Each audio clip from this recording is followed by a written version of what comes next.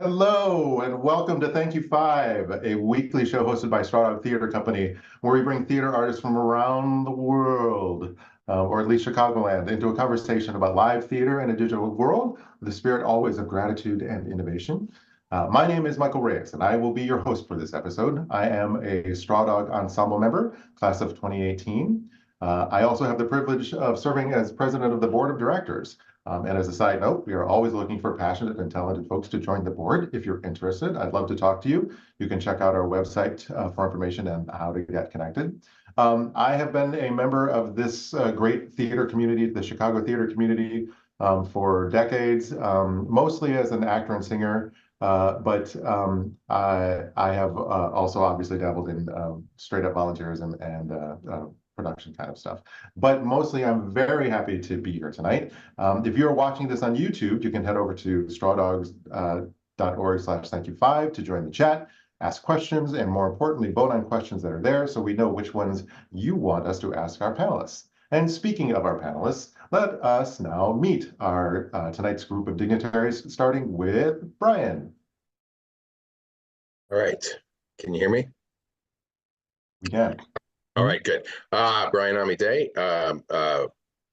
Let's see. I spent about, I don't know, 10, 15 years bopping around the non-equity scene in Chicago. And then I was a founding member of Wild Claw Theater, where I was managing director for, its first 8 years. And then we moved to Charlotte, North Carolina, and I started up a little rinky-dink thing called Cartage Theater, which was basically audio dramas that we could do in the back of a bar and load into the back of a truck or a car. And then now I live in Stoughton, Wisconsin, and I don't know what's going on. Awesome. Hey, Dan. Hello, good evening, all. My name's Dan Michel. My pronouns are he, him. I live in Chicago, and I have been part of the theater community here since I moved here in the mid-90s, mainly as a stage manager for many years around a number of theaters, both still here and some that have gone the wayward, as they do. But probably right now, my current artistic endeavors entitled that I'm also a singer, a cabaret singer here in town, and I've been part of the serving staff here at Davenport's Piano Bar and Cabaret for 20 years, serving drinks and singing down there in Wicker Park. And I am happy to be here. And I'm also going to throw it to my brand new friend, Josh. Hi, my name is Joshua Biatch. Josh is fine. He, him, his. I'm an actor and I'm a fight director working around the Midwest. Currently, I'm in Milwaukee, Wisconsin. Let's see what else about me. My training is mostly classical, so a lot of what I do is Shakespeare, Greek theater, heightened language, stuff like that. I'm a COVID kid, basically. My last year of education was interrupted by the pandemic, so I'm fairly new to theater because of the professional world because of that. And yeah, I can't think of anything else to say, but yeah. That's awesome. When you said COVID kid, I'm like, wait, what? Did you Oh have an no, that's different than a COVID kid. Yeah, yeah. Awesome. Benjamin Button over here. There you go. Hey, Terrence. Hi, I'm Terrence Sims. I am an actor here in the city of Chicago, and I guess now burgeoning film and on-screen producer. Yeah. Wow. I've been in part of the theater community here in Chicago for about 10 years now. I'm a Columbia College graduate, I guess a Straw Dog alum. I performed with Straw Dog Theater a couple of times now, and yeah, I'm here to espouse on my thoughts on theater as we know it and as we love it. Fantastic. All right, so why don't we just dive in? We always start with the one question: what is theater? It's a very broad question, intentionally sort of so. So, who has a thought that would like to start us off? Go ahead, Brian. It's the shared act of watching stories. Simple and concise. There you go. Thank you so much for joining us. And And that's the end of the show. Yeah. Fully But defined. it is the shared act of watching stories. That is it. And its fundamental thing. It is a necessary for whatever reason.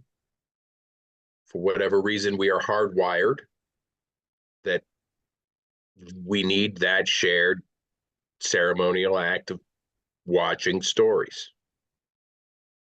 I don't know why. I guess we don't have to figure out why. We could talk about why, but I love that the necessary portion of it. I love the idea that it's fundamental.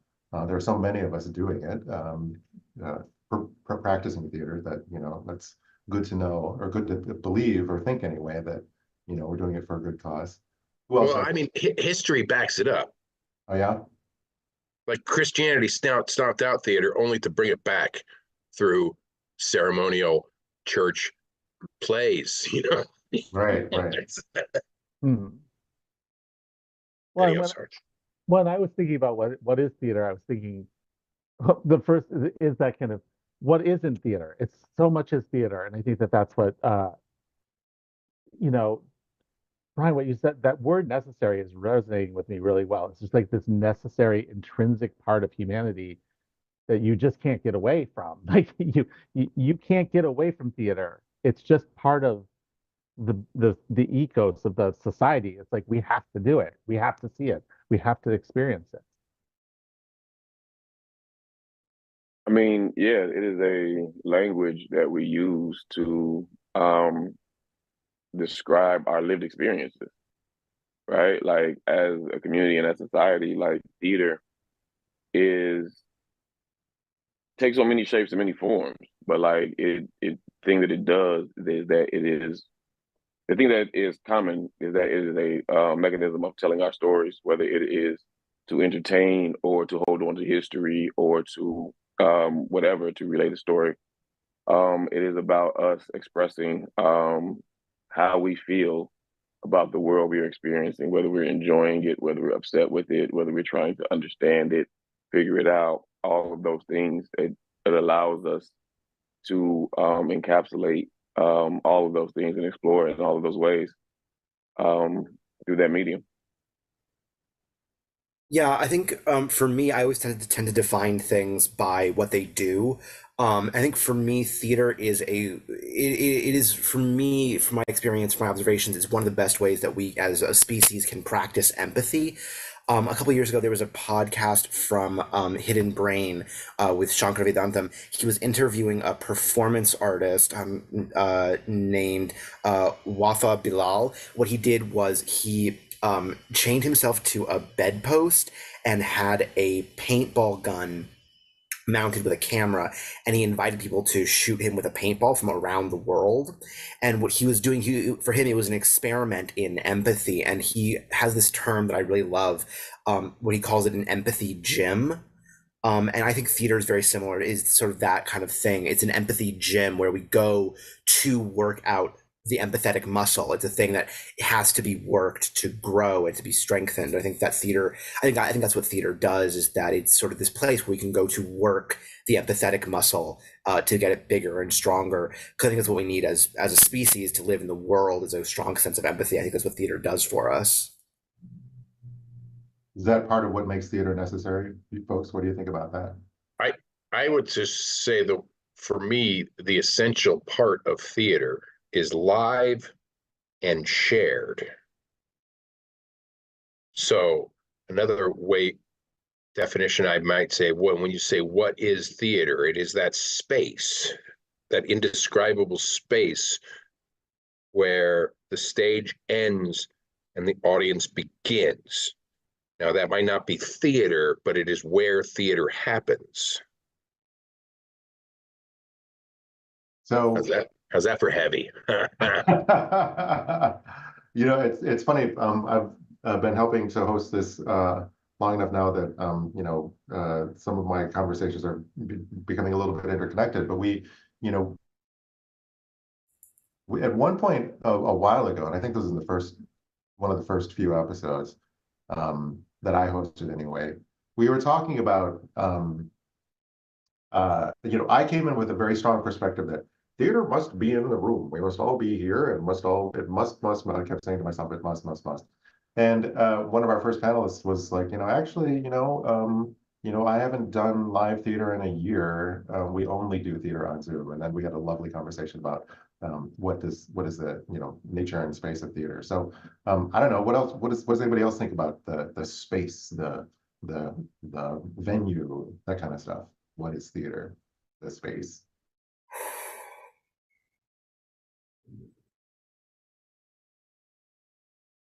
Or where does theater happen?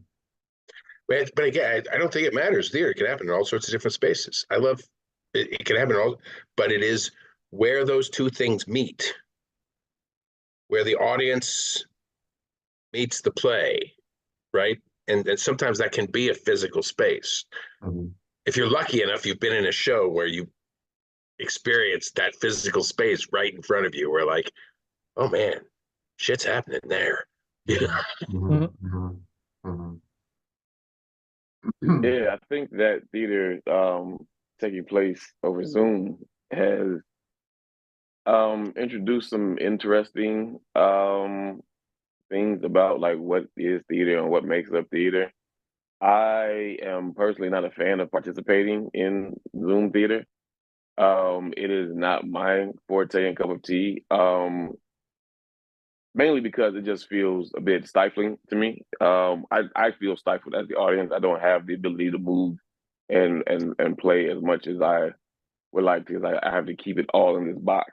And so like it is a bit of a conflict. But to your point about where it happens, it is that space that where the audience meets the work, right? The audience meets the play, the audience meets the performance, whatever that medium is or however that actually goes. And like, because it affects you wherever you are, right? Wherever you meet it is where you can obviously affect the people. So I think that's where it lives. I'm agreeing with Brian here. Well, where I was questioning this with what you just said about it has to be in space alive. So, being a singer and being, in a cabaret small space is great. But, I tune into PBS, I see a live feed of Sutton Foster doing something from Lincoln Center. So is that theater? Because I'm not That's a big question. I'm watching a live thing. I'm taking in her story. But I mean, technology, just to be a super nerd, and I'm just being a super nerd. You're actually not. You're watching a delayed thing. You're watching a thing that's been delayed anywhere from a half a second to 5 seconds to who knows how long.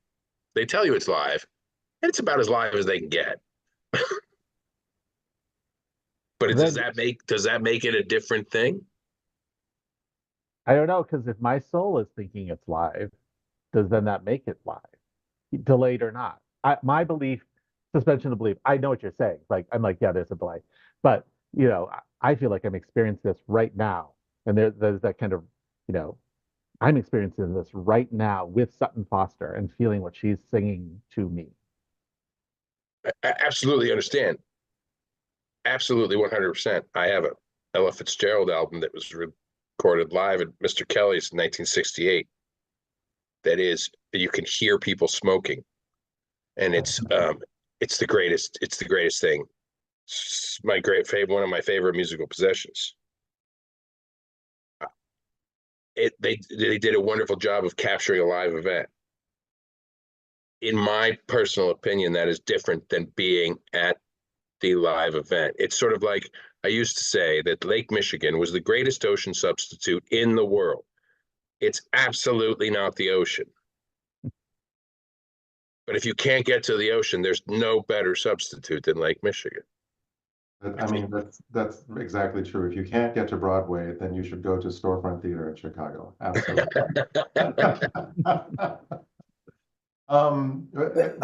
Gosh, yeah.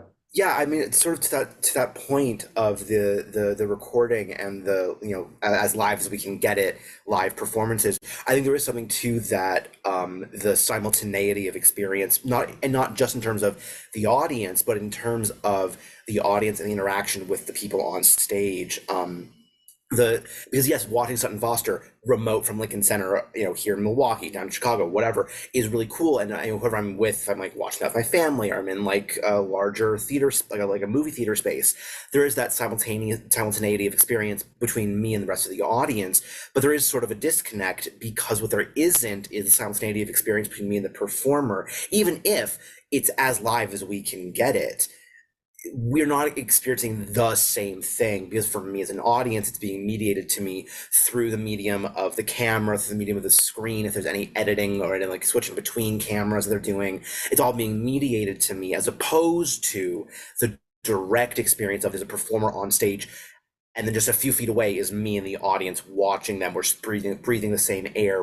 The things that we're hearing are traveling on the same sound waves. I think there is something to that simultaneity that even Zoom theater and live broadcasts, I don't know, there's a disconnect and they miss out on. Well, it feels a little like, you know, if theater is, you know, at its core, you know, everything we all learned in Theater 101. If theater at its core is three things, you know, the piece, you know, something to perform, the performer, and someone to perform it to, you know, I mean, that seems to me is missing in a non or almost live situation that's going over airwaves. Because as a performer, you know, there's interplay with the audience, or you know, the audience changes the night or lack thereof, or you know, if you've got a really you know, focused audience, that's one thing. And if you've got an audience that maybe has tipped a few before they come in, that also perhaps colors the experience. But it's shared. It's shared by all three components. Well, I mean, I suppose the writer's not in the room, but like it's shared. It's shared across the board. So It is, and it changes as a performer. It changes. Absolutely, yeah. it changes. It 100% changes. And I would also like to just throw a quote in here from one of my heroes, Chicago non-equity producer Tom Clark, rest in peace, who once told me over beers, 50% of the audience at theater comes to see the train wreck. So, you know, and that's they want to see something go wrong, and they want to see how you're going to handle it, and that is the definition of a live event, right? Well, conflict, I suppose.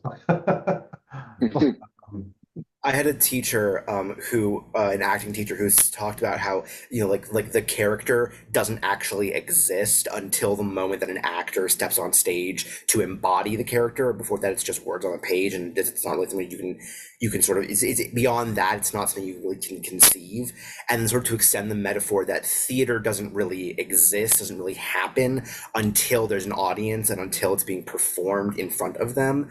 And that without that, we're just a bunch of weirdos with a really weird hobby. And I think there is a lot to that, that there is sort of this idea of you're kind of just screaming into the void without the audience. During the pandemic, I directed a very truncated process of a virtual production of Othello. And I had actors from all over the country, which was really cool. But there was also this weird moment when we performed, where an actor like missed their cue or something happened, and I was watching the live feed, and I was messing with my stage manager. Just tell Kristen to go on. Just tell my actor playing Othello. Just tell her to go on, because whatever's happening needs to get resolved. And then my stage manager texts back to me and was like, "You're watching something on delay. I can't do anything. Just wait." And I think there's something to that. In that moment, it was like, it was performing for me an audience of one as far as I was concerned, because I knew something was going wrong. But then also it's like, yeah, in the moment the words are leaving my actors' mouths, they're traveling over airways, and they're traveling over these wires and radio signals and whatnot, Bluetooth, to reach the audience, and it takes a bit. And like, you know, at a certain point, are my actors just kind of screaming nonsense into their cameras? You know, when does it stop being that and start being something else? I know I'm jumping the gun here, but there was a moment many, many years ago. It wasn't the greatest moment in theater ever, but it's one I remember. It was during a Buried Child at Steppenwolf that I got to see, and I was in like the 7th row. And I remember when Tilden, I think is his name, comes walking in, and his pants are covered in mud. And it was played by the guy who played Jamie Gum, Ted Levine, and he was great. And but his pants were covered in mud. And as he came in, about, I don't know, 15 seconds after he entered, this wave of the smell of fresh earth wafted over the front rows of the stage, and it was amazing. It was an amazing, like, I was truly transported to a place that unexpectedly, and it was yeah, live event. Yeah, sure, we're gonna say something. Yeah, I was gonna say about like the Zoom performances is that the navigating of the technology is the shared commonality between the audience and the performer, right? We are that's the space, right? The technology is the space that we are navigating and that we're sharing. And like that is what, in my opinion, still makes that theater, because they're not just screaming into the void. If they're there, they have an audience, they're performing it for the audience. The performance is different because you don't have the free space of a stage, right? Like you have the screen. And so like everything that you are now doing has to fit towards the screen. And it's adjusting how we are applying our tools of portrayal to the medium that we're using. It's still live, right? We don't get the direct feedback from the audience, but we get the direct feedback from navigating from each other, right? We still get the feedback from each other, like, hey, I'm on a lag, my internet is messed up, like, and so I'm not getting my cue. I'm sitting here waiting for my cue, and like, okay, now my cue is there, and so like I think I'm moving on time, and everybody's like, what's taking you so long? Like all of those things, like it is a different, it isn't the theater in the traditional sense that we've been accustomed to and that we were raised in, right? It is a an adaptation of it to a medium to fit the time in which that it has that has come upon us. And so because while we can't get the visceral smells, right, I also can't do a thing where like I can't fully replicate a lag on stage, right? I can't fully replicate on stage technological lags in the way that we know them to be. Like we can, like it's a pause. It just serves as a pause, and people will not, you know what I mean? And then we add the elements of it to recreate the same thing that, you know, performing with technology live gives us. I mean, the pause, maybe if we were doing Pinter or something like that, but you know, we started this evening's conversation by talking about theater in a digital world. And, you know, something that occurred to me while we've been having this tonight, our conversations, we say, well, you know, perhaps this can't happen and perhaps that can't happen. And you know, I'm sort of struck by the idea that, well, maybe it can't happen yet. I mean, I've got a much better camera than I had, you know, 2 years ago. I've got, you know, much better speakers, much better setup. I've got much better monitors than I had 2 years ago. I mean, you know, is it only a matter of time before it's like Ready Player One, where we're all like in the, you know, the digital suits and we're feeling and like everything that's happening? Yes, it is only a matter of time. I think the question also becomes, though, you know, like where sort of to get back to the central question, like what is theater? It gets to the question of like, well, where's the line then? If we do start incorporating the technology, where does the line then lie between theater and film? During my last year of undergrad, it was interrupted by the pandemic. And so I was doing my senior classes from my childhood bedroom back in Wisconsin.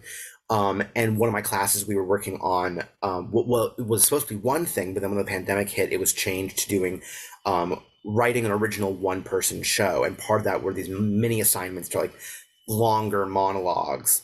But we weren't performing them live, or as live as we could get. We were submitting pre-recorded videos. And as the class went on, all of us started to get more creative with that element, with the videographic element of it, as opposed to just the textual and performance element.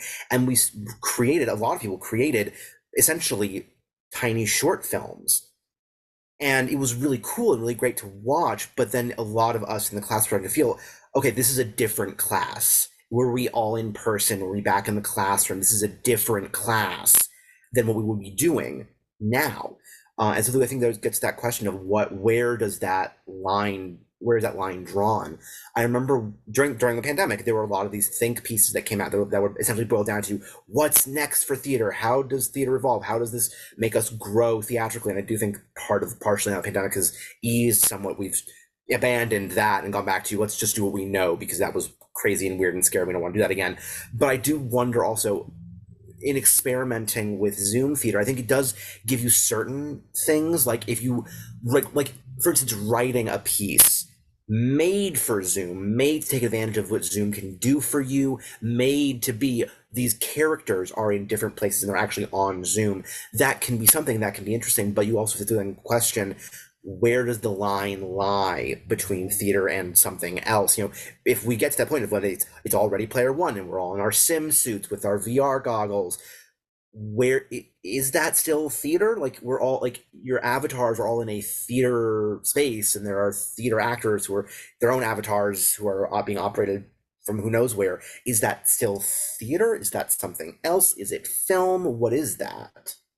I agree with you very much there. That's a big question.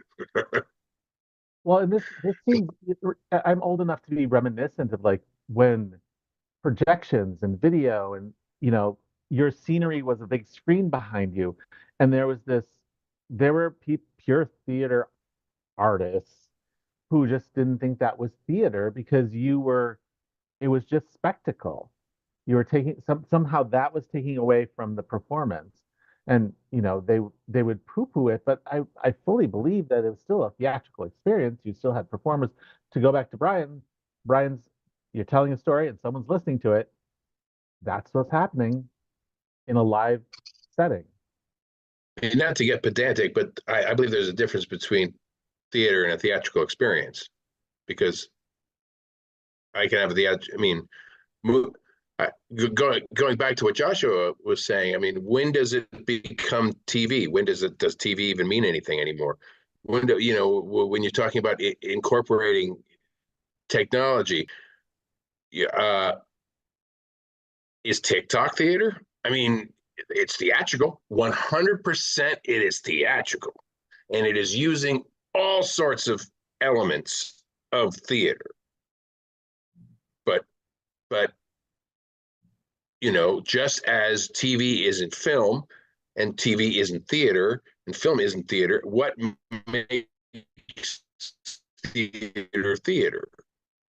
And as far as I can tell, it's that live, it's that shared live event thing. I keep going back to that because I'm not denigrating the theatrical power of film or the theatrical power of a TikTok video.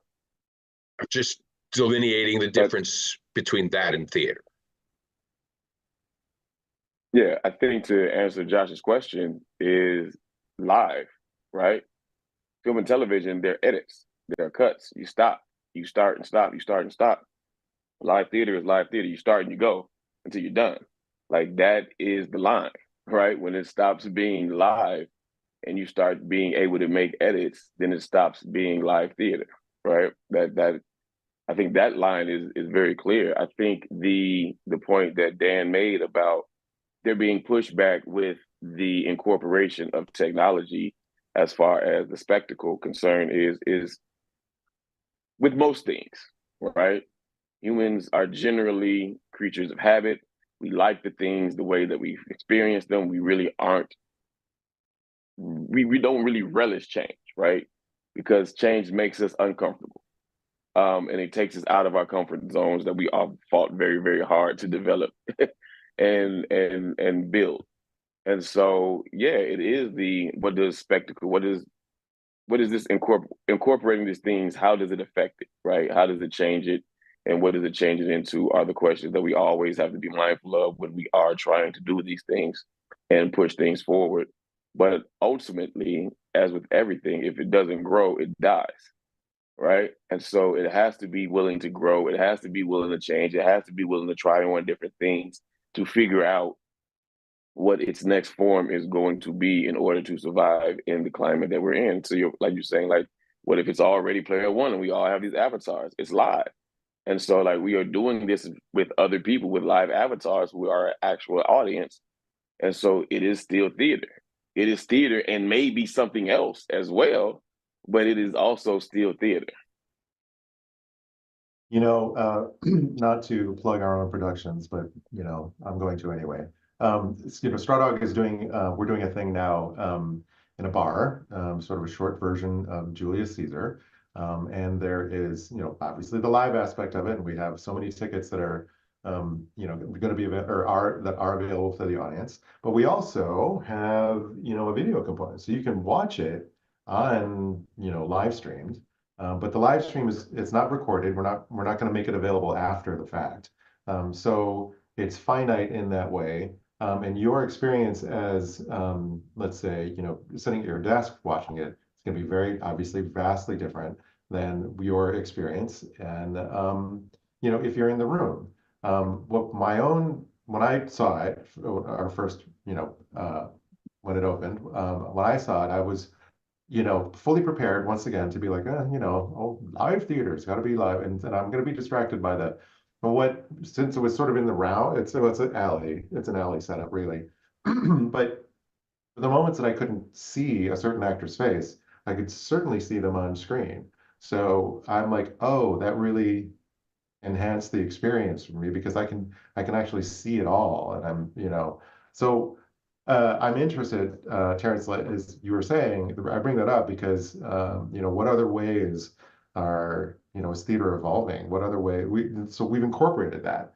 We've incorporated film into the the traditional theatrical experience. I don't know, are there other ways, other things that we're experiencing that we're thinking of, or, just sort of coming to your mind about like, uh-oh, AI is out there. There's no putting that genie back in the bottle. Like, how are we going to bring it in? Like without, ethically, but like, how do we make it part of what we do? Because it's just there. Cameras are just there. We're just, going to bring this in. I don't know. Am I just talking nonsense? No, I don't think you're talking nonsense. It's like those are the challenges, right? And like the beauty of the art is we get to be experimental and we get to play and we get to work through it. To your point about like you said something about when I couldn't see it, I was able to look at the camera or I was able to look at the screen and I was then able to see the actor. And like I think back to like I guess they're ancient times now, right? When these people were sitting up in these coliseums high up and not really able to see the performance that people like with the nuance that we are able to see people's performances now, right? So we're sitting here at this play listening to what's happening, right? We see people moving, we see these gestures, the gestures are big so that we can tell the story to the people who are way, way up, but like they're not getting the same lived experience, live experience as the people down closer to the stage who get to see the detailing of the costumes and all these other things. And I think that us incorporating technology is not too dissimilar from that, right? It is like, how are we able to affect the people who can't come to the theater, who want to have a theatrical experience, right? Which isn't necessarily the same as the theater, but it isn't the same as live theater in that sense, but it's theater in a different way. I don't think that everything has to live in one box. I think it can be both theater and something else, or theater and multiple other things. I don't think we have to keep things separated, or like we can blur the lines a little bit and like they're all of the things, and that's also okay. You know what I agree. that made me think of is like when you go see a show in a big, huge house, 4,000 person audience, some play or some musical. So then the play is happening, but then they have two TVs to watch the play. And and you see people like doing this the whole show, you know. Um, and it's an adaptation, and I'll even try to find myself. I'm going to watch the stage, but then I'll be like, I'm watching. I kind of want to see that, Yeah. with Yeah. the close up. I mean, I'm old enough to remember going to concerts where there was no video of the band at a 60,000 person concert. The fact that you were there hearing the music and watching the tiny little people 100 yards away move in some almost indescribable way because they were so far away, that was worth the price of admission. So I think incorporating technology is great. The problem becomes when the technology becomes the primary thrust of the storytelling, right? I think You mean incorporating technology is sake, or are you talking about like, or like, the technology ends up being a character in the play? Is that what you're talking about? Or like, or that's why they're coming to this, if someone ever is coming to, no one should go see theater because of the special effects.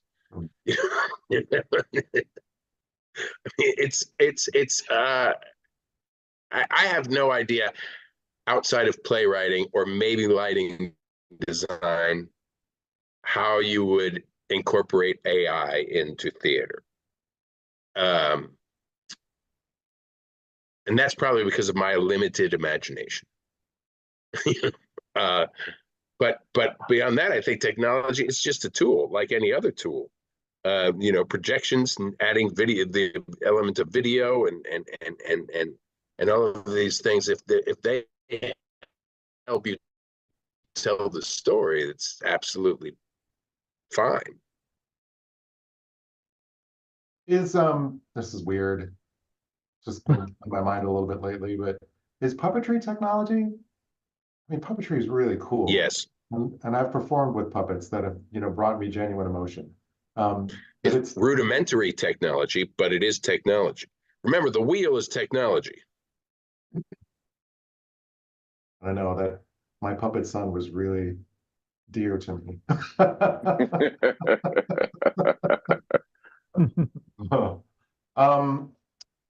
So anything else about theater in a digital world, in the digital space? I mean, it just feels like to me we're just like things are just becoming mush, and that like it does this, like theater does this, it like comes together, goes apart, comes together, goes apart. Then theater is live, except when it's not, or anything like that. I mean, my experience, I have found people find respite from a digital world in theater unexpectedly. That's fair. That's fair. We are this has been great. I don't want to like stifle any more of this conversation. I love talking about what is theater. I would love to hear also, though, just because I think it's fun. Theater is moments. Theater is the experience of, we've talked about the audience and the people on stage and the interplay and that kind of thing. And I'm speaking, from an actor's perspective, but I love lighting. I love great sets. I love puppets, as I've just said. What are some of your, most memorable moments in the theater that you feel comfortable sharing with our very wide and far-reaching audience? Who would like to start? I can start. This was a couple of years ago. I was playing Sir Toby Belch in a production of Twelfth Night. Early on in the play, there's this bit where he walks in, he's all drunk. I think it's when he announces that Viola is at Olivia's house for the first time. And Olivia is scolding him for being drunk, and she says to him, "Cousin, how hast thou come thus early by this lethargy or something like that? To which he responds, I misheard her, lechery, I defy lechery. I get out the word lechery, and I hear from the audience, gotta be like the third row, his little tiny voice go, "Mommy, what's lechery?" And it was the biggest laugh the entire night. His little tiny, had to be like a, couldn't have been older than like 5, 6, 7, 8-year-old girl. And like, I'm barely holding it together on stage. But yeah, I sort of, that was the biggest laugh the entire night. And that's something I will always think about and be like, yeah, that's incredible. And it's a moment that could never have happened in any other context other than in that performance. That was a lot of fun. That's awesome. I have a couple. I'll try to Zero. figure. I'm telling both. The first one is, well, it was the validation that I could actually do this. I was at Columbia. We were doing the play called The Shipment, and like, if you don't know the play, there is a 15-minute monologue at the top of the show. That's a stand-up routine. That is written to make the audience, specifically to make the audience uncomfortable. If you are familiar with Paul Mooney's comedy, it is very much in the vein of something Paul Mooney-esque.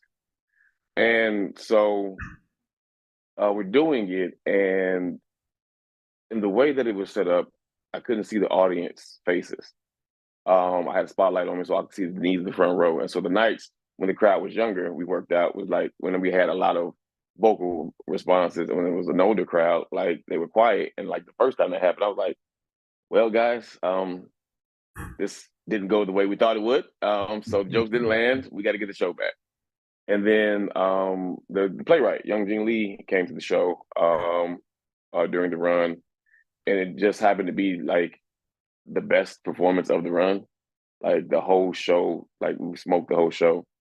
And then afterwards, she hung around. She met us all, thanked us for performing the plea piece, and then we had a private conversation for a little bit, where she gave me a card and said, "When you're in New York, look me up.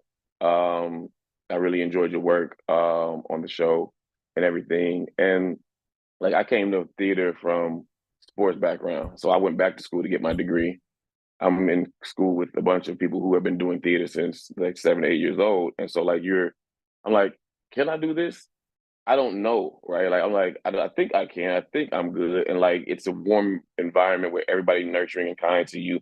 And I've come from sports where people tell you suck, even though you're like one of the best people out there. They're like, hey, you suck. You're not doing your job. Get better, right? Yeah. And so it was just one of those moments where it's like, okay, yeah, I actually can do this. Like, this is something that I am actually good at this. What the people are selling me is like, oh no, they're telling you the truth. Like, you're all right at this. Like, you can keep going and keep pursuing this. And the other one, really quickly, was I was in Sacramento doing a show called Brokeology.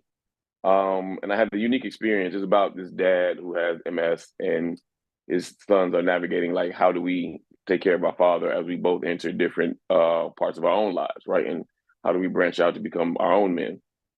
And so I had the unique experience of, like, my director, we had a co-director as well, the guy playing my brother and the man playing our father, all had their fathers in their lives, and like they experienced their fathers and were fathers themselves, right? And so it's because it's a play about fatherhood and brotherhood.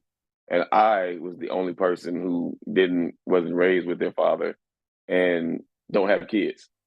And so we're talking about like how a father and a son interact. I'm like, bro, I'm guessing.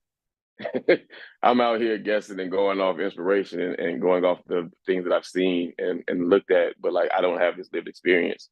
And so I'm asking these guys and pulling from these guys and just getting to experience talks about fatherhood, especially Black fatherhood specifically, and like the representations of that, and how statistically we show up more than any other demographic as fathers.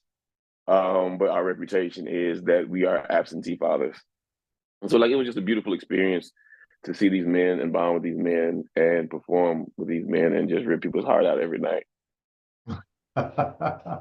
That's amazing. And was it, can I just ask, I mean, was it, not to get too technical about it, but was it also an amazing acting experience? I mean, it's obviously a very Oh personal. yeah.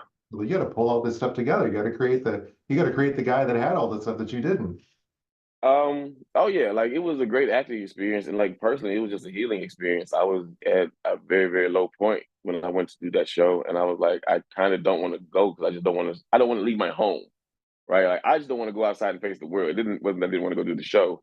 So I'm like, no, I committed to it. Like I'm gonna go do it, and it literally was one of the things that changed my life, and helped pull me out of the low space that I was in, and like it as an actor, it gave me a different validation about my ability to do this craft and what I'm able to do and what I'm able to create. And it expanded what I am able to pull from, right? And it allowed me to trust myself a whole lot more than I realized I was doing at the time. Well, that's awesome. That's awesome. I hope that answered the question. No, Yeah, that's wrong good. answers. No wrong answers here. It's your That's a great moment. answer.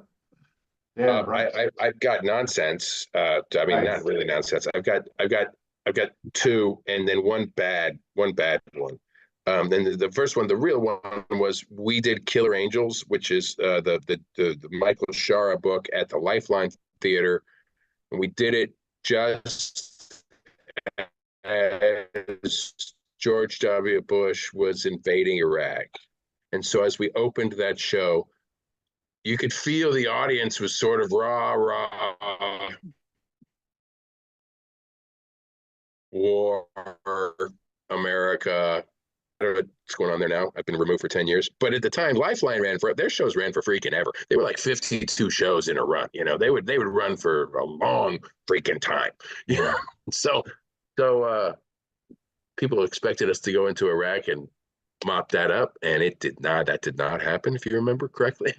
and things changed. And so we got 4 weeks into the run, and certain scenes would hit totally differently than they had just 3 weeks earlier. And it was just a remarkable experience to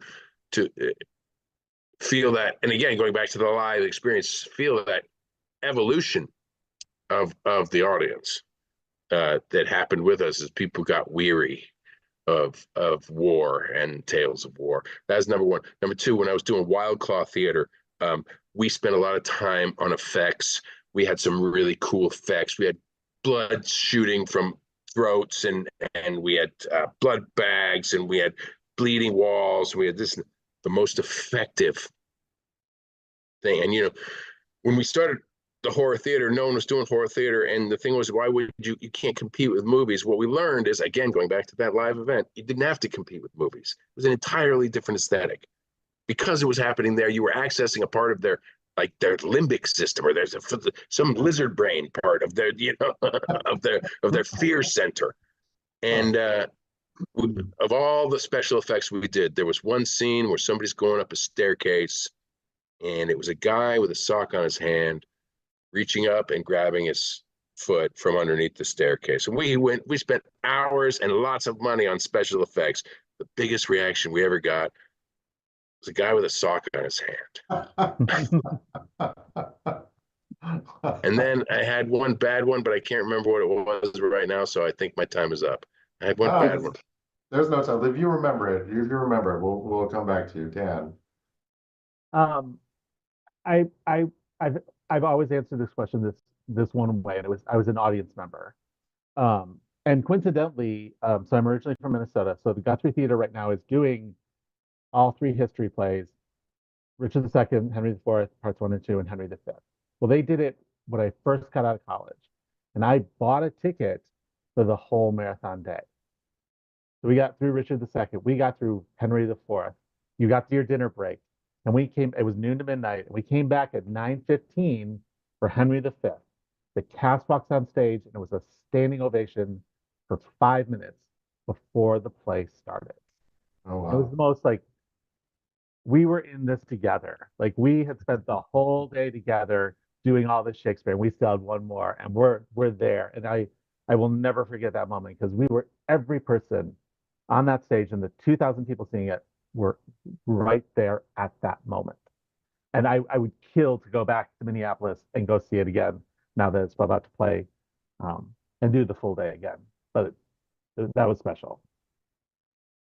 That's awesome. That reminds me, when I was in the 8th grade, I went to the Power Center in Ann Arbor on a field trip, and we saw a production of oh God, the name is escaping me. Prospero, Shakespeare. Tempest. Thank you, Jesus. I could only think of 12th Night. I'm like, it definitely was not 12th Night. But the guy that was playing Prospero, he got to his, final speech, and I wish I knew this actor's name was.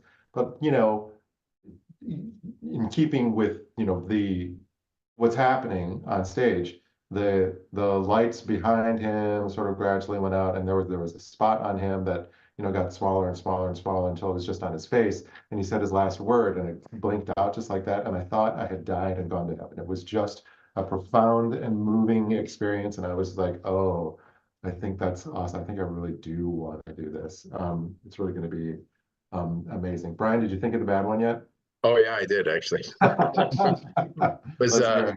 It was we did, so Lifeline did Lord of the Rings before the movies came out. They did a world premiere of Lord of the Rings. I was lucky enough to be in The Two Towers and Return of the King, and in Return of the King I got to play Gandalf. By that time word had gotten around, and these were the biggest hits Lifeline had going at the time. People would literally come from other states. This is before the movies came out, so and Tolkien nerds were a specific kind of fan. And there was one night. Now I had a black cape. I was playing Gandalf. I had a black cape. I had a wooden staff. It was nothing, One night I came out there. So people used to show up in costume sometimes, and and I walked out there one night, and there was a gentleman, and he was one of those solid looking, like fit, but he must have been 75 years old. He was African American. He had a huge beard. It was white. He had a shock of white hair. He was wearing these flowing white robes with gold trim, and he had a staff that was made out of like antique, gnarled 6-foot driftwood with a giant crystal on the top. And he just sat there in the front row, and I walk out with my puny little stick and my and I'm like, how am I supposed to go on and do this show? I have staff envy.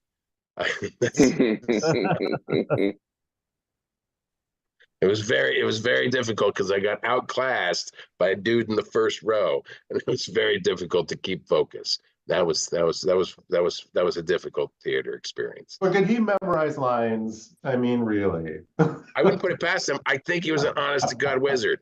He looked like an honest to God wizard. I saw both those shows, Brian. So yeah. Very good job. But I did not go the night that in the front row was the wizard. The actual Gandalf was there? The actual Gandalf showing up. Hey, I have a question for you. Are we live right now? Because going back to our earlier part of our conversation, I keep experiencing delays, and I see like myself in the one part of the monitor, and I see the little delay go happening over here, and I'm like, wait, am I even live right now? I had a couple moments like that. Once again, everyone, this has just been an amazing and fun experience. We're right up to the end of time, end of our time, not the end of time, just the end of our time. That would be scary. By the way, that would be a bad moment in this theater. So I want to thank you guys so much. We do a thing in our in Thank You Five, where we ask for recommendations. A book or a play or something you've seen, or something you want to plug, or something along those lines, something that we want to share with the audience. We're a giving organization. We love to give back to our community, wherever our community happens to be, whether it's online or in the room. And so I'm going to give you guys a moment to think about that. And while you do that, I'm going to do some thank yous. because we like to be, as I said, grateful.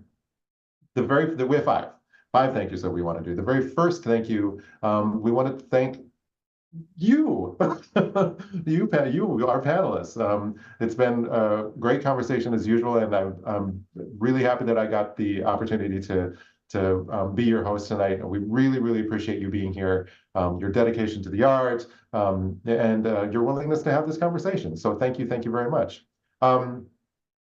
Next, I want to thank, he's not with us in the room today, or on the today, but thank you to Kyle Hammond for creating and producing this show. This was sort of his baby, and he brought it to life. And thank you so much, Kyle, because people like me, now get to host this fun thing. Let's see. Next, we want to thank Office Hours Global, Edwin Ruiz, who is in the room with us tonight, and Monda Machine for helping to make all of this possible. Thank you to the Straw Dog Ensemble. We're an ensemble organization, ensemble run, ensemble driven, and so this show was made possible by that ensemble as well. And we want to thank all of those friends. And finally, hi, audience. Thank you so much for joining us tonight, and thank you for participating and helping us to bring this out into the world and to help further our cause and our mission. Straw Dog is a free theater. We run a free theater model. Like we don't have a ticket price. We don't charge for our tickets, and our productions are available to anyone free of charge. We couldn't do that without support from our audiences and others like you. So thank you very much for all of your support. So I think at that point, I've given my panelists enough time to think about what they would like to recommend to the world. Who would like to go first? I'll go first.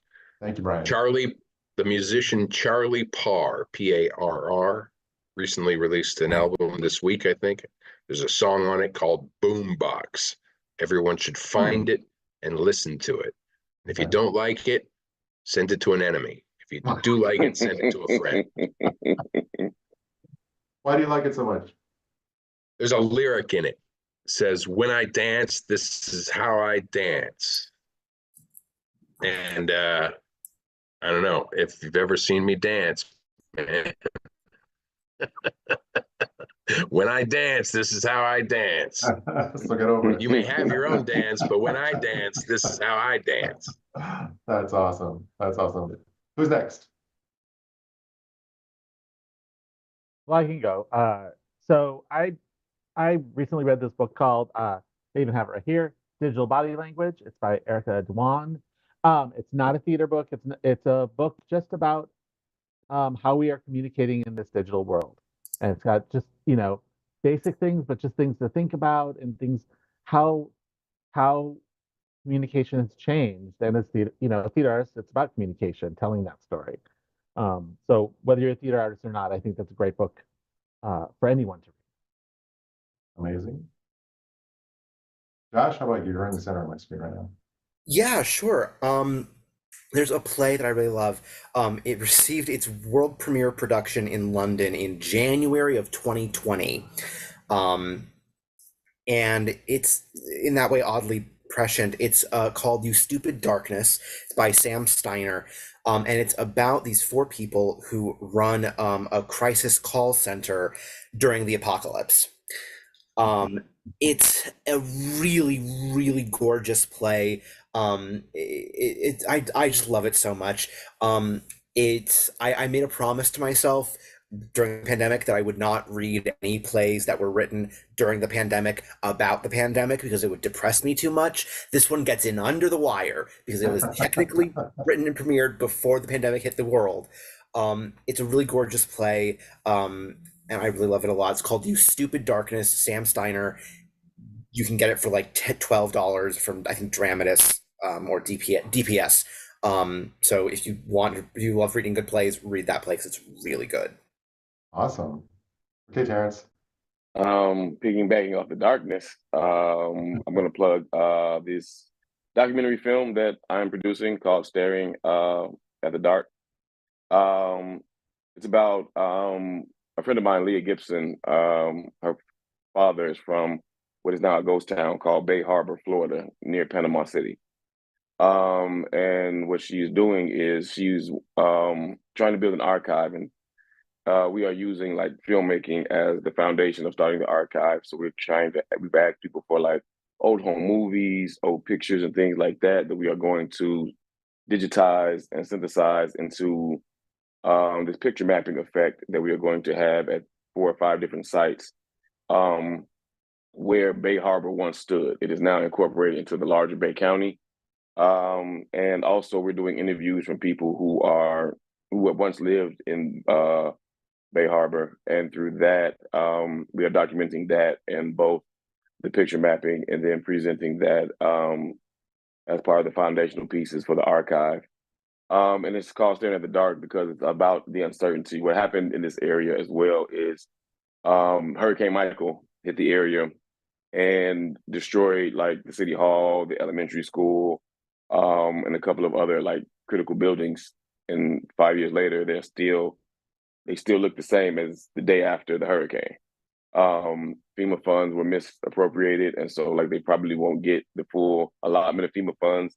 So these things are going to be this way until they are dilapidated and get torn down and become something else. And so it's about just like the uncertainty of like what's next for this community. A lot of the people who lived and remember Bay Harbor are older and they're facing their twilight years. So like what's next for them? And we're just pulling from a lot of inspiration from Zora Neale Hurston as well. And so we're fundraising. We're trying to reach 20,000. We're about 3 weeks out. We're about halfway, or a little bit over halfway at our goal, about $10,000 or $11,000 as of right now. And so 3arts.org is where our fundraiser is. Staring at the Dark is the name of the project. Anything that you all or anyone has to give, we are willing and accepting of and greatly appreciative of it. We're just trying to tell stories and all the ways that we can tell stories and help people remember where they come from and, hold on to where they've been. Awesome. That's amazing. It sounds amazing. And you are all amazing. And thank you very much.